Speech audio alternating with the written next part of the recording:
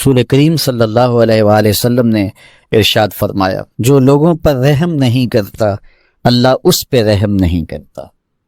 تو کوئی اگر چاہے کہ میرے پہ رحم کیا جائے تو وہ لوگوں پہ رحم کرے۔ ہمارے ایک بزرگ تھے، تو جب بھی انہیں غصہ آتا تو فوراً معاف کر دیتے۔ تو ایک دن فرمانے لگے کہ میں اس لیے معاف کر دیتا ہوں کہ اللہ مجھے معاف کر دے۔ تو جو لوگوں پر رحم نہیں کرتا اللہ اس پہ رحم نہیں کرے گا۔ اس لیے مخلوق خدا پر رحم کیا جائے۔ وہ خاتون جس نے کتے کو پانی پلایا تھا، روایت میں آتا ہے کہ ایک عورت جس کا کردار اچھا نہیں تھا وہ گزر رہی تھی، تو اس نے دیکھا کہ کنویں کے ارد گرد کتا گھوم رہا ہے اور پانی بہت نیچے ہے۔ سمجھ گئی کہ یہ پیاس کا مارا ہوا کتا پانی کی تلاش میں گھوم رہا ہے، تو اس نے اپنا جوتا اتارا اور جوتے کے ساتھ دوپٹہ باندھا اور پھر اس کو لٹکایا اور پانی نکال کر کے کتے کو پلا دیا۔ اس کی زندگی تو عیبوں سے بھری تھی، گناہوں سے بھری تھی، لیکن کتے کے ساتھ رحم کرنے کے اس عمل کے صلے میں اللہ نے اس کو جنت عطا فرما دے۔ تو یار اگر ایک کتے کو پانی پلایا جائے تو رب جنت بانٹتا ہے، تو انسانوں کے ساتھ شفقت کرنے والوں کو اللہ کتنا کچھ عطا فرمائے گا۔ اللہ اکبر۔ آئیے ایک فرمان اور سنیے۔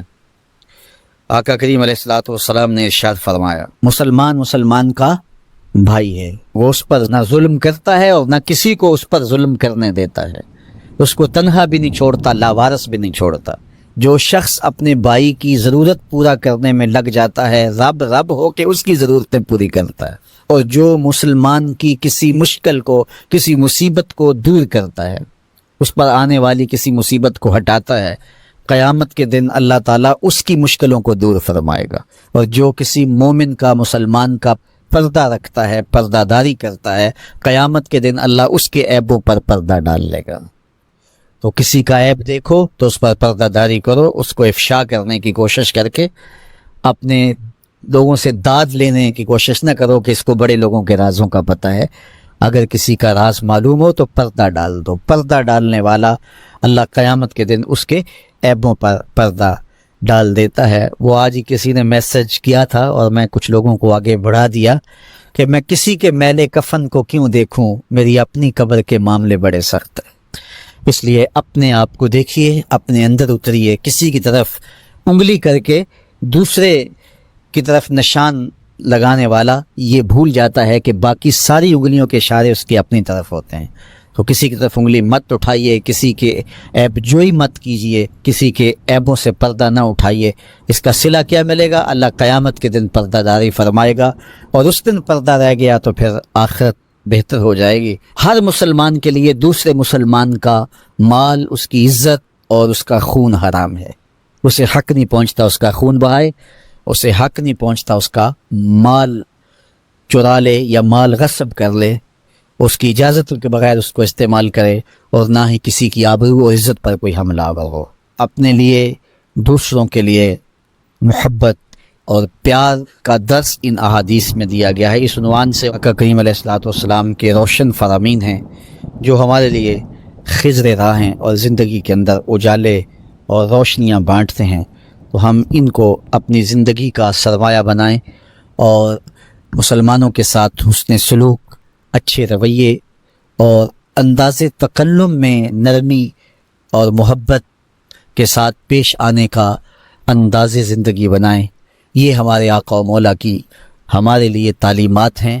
کل کے خدا سے پیار کرنے کا درس دیا ہے اسلام نے، محبت بانٹنے کی، محبت وصول کرنے کی، محبت کی خوشبو پھیلانے کی تلقین کی ہے۔ ہمارا دین ہمیں نفرت نہیں سکھاتا، ہمیں پیار سکھاتا ہے۔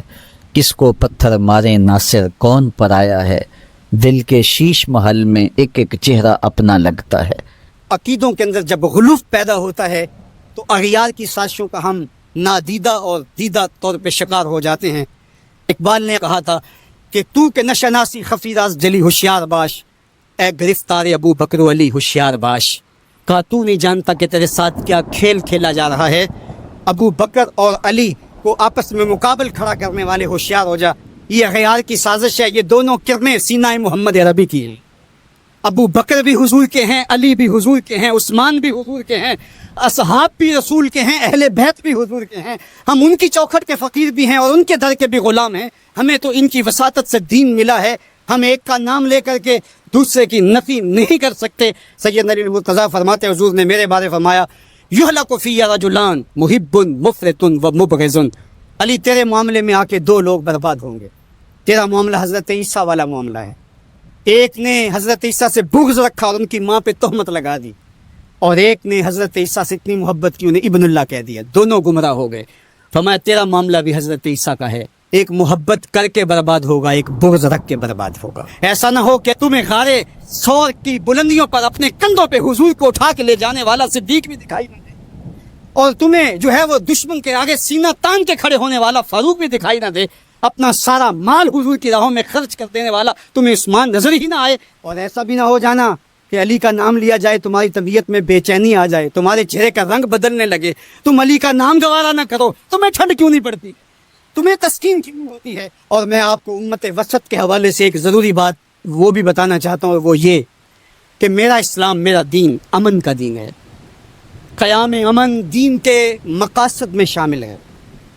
لیکن دوسری جانب اگر دشمن کی سرکوبی کے بغیر راستے نہ نکلتے ہوں تو اسلام کہتا ہے گھوڑے تیار رکھو. اسلام کہتا ہے تمہاری تیغ براں اس کے سر کو کاٹتی ہوئی آگے بڑھ جائے، تم ان کے جوڑ جوڑ پہ مارو. تمہیں جہاد کا حکم دیا گیا تو ان دونوں پلڑوں کو برابر رکھنا پڑے گا. کہیں ایسا نہ ہو کہ تم امن کی بات کرتے کرتے جہاد کو ہی بھول جاؤ، اور ایسا بھی نہ ہو کہ تم جہاد کی بات کرتے ہوئے امن کا مذاق اڑانے لگو جو کہ دین کے مقاصد سے ہے، جبکہ جہاد بھی امن کے قیام کے لیے. آپ فقہا سے پوچھیں، فی نفس ہی قتال قبا ہے، حسن نہیں ہے، فی نفس ہی. لیکن یہ حسن کیسے ہوا؟ لغیر ہی ہوا. یعنی چونکہ قتال سے پھر پائیدار امن آئے گا، لہٰذا یہ مجبوری قبول کر لی گئی.